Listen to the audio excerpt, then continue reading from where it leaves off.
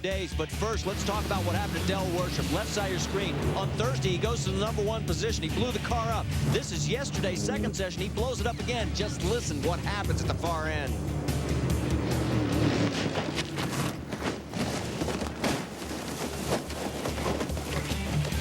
We can tell you Del has a fractured tailbone. He's going to strap in. He's going to see if he's going to be able to make it down the quarter mile. He also has some lacerations on his leg, but other than that, he says he is A-OK. And the lanes are pretty even to what we've seen so far. They're in the beams. Oh, Hall's going to give it a go. He takes out the 330-foot cone, and John Hall. Everybody hang tight there. Everybody stay off the bottom end. Everybody stay off the bottom end. Everybody stay off of the bottom. Ich darf Ihnen sagen, das wird einer der spektakulärsten Unfälle jemals in der Geschichte des Dragster-Rennsports. Schauen Sie mal. Mit übelster Gewalt verabschiedet sich hier Jimmy Nix.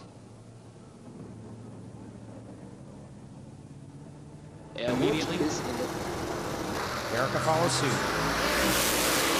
5-thou advantage going to Erica Enders. Oh, Jeremy Ray on his lid. Jeremy Ray hard into the right side wall, and Jeremy Ray is back on four wheels and across the track into the left side wall. Oh my goodness, Jeremy Ray parachutes out, and that quarterfinals as Mike Bell, the eventual series champ on the right, raced the legendary Ronnie Sox on the left. Sox had a problem in the biggest possible way.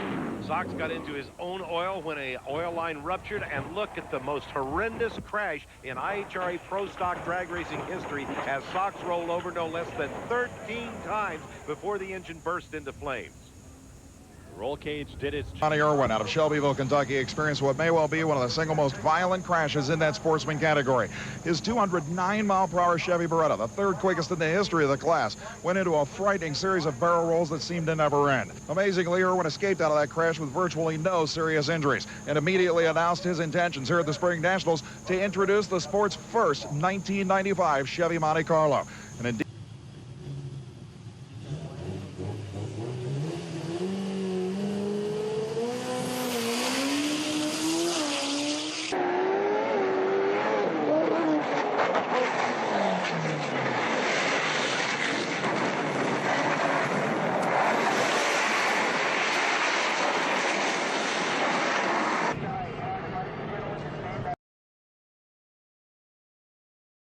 just as this supercharged beast crossed the finish lines, its tyres became covered in oil. Not ideal when you happen to be travelling at just over 300 kilometres an hour. As a result, the machine just kept going for an unscheduled 500 metres. It didn't fare too well, but we're pleased to say the driver...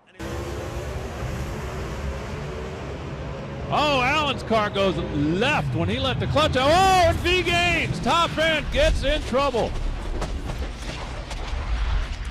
Allen's car, as soon as he let the clutch out, made a hard move towards the left, got over, clipped the block on the center line, and then further down track.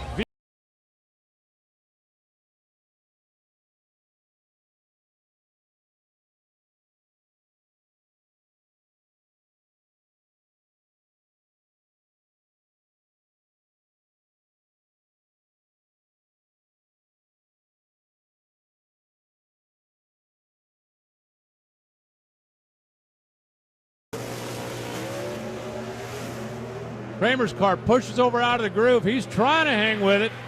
He made the right choice. Whoa! Derek pedaled it, tried to get back after it, gets it sideways over into the wall and up on its roof in the shutdown area. Derek Kramer's car shook, rattled the tires, moved over out of the groove. He was in slow motion. As you can see, Hartley starts spinning over before he even gets off of the asphalt surface, but then that spin accelerates as he gets into that loose soil over there at the side of the drag strip. Car came to a stop. The TTS Professional Track Services rescue personnel and Rob Campese to the right.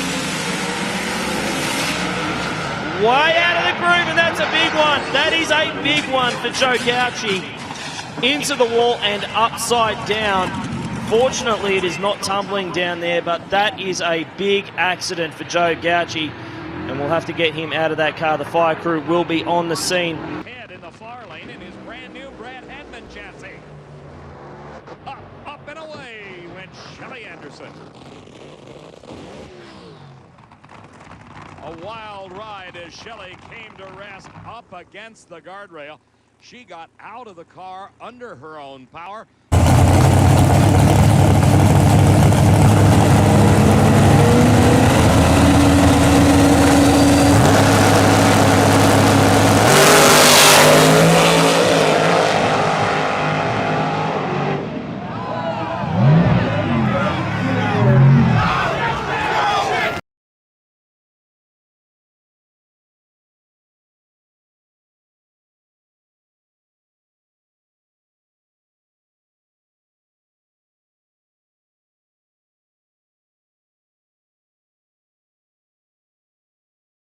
Savings into this $150,000 car.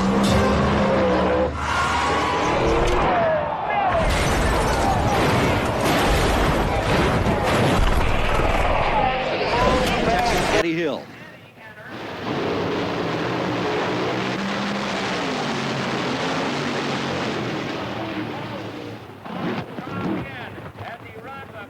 The drama unfolded 2 days ago during a qualifying run when nearly two-thirds the way down the track at this matchup produced a twofold surprise. First, it was Hoover off the line beating Force. Then Force had no parachute. He couldn't stop the car. And look at the result.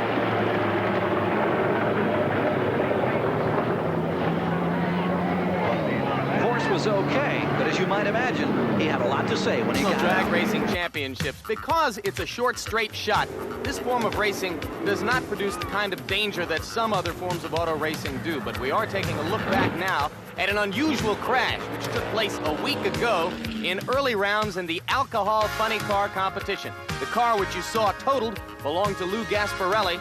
It collided after the start with the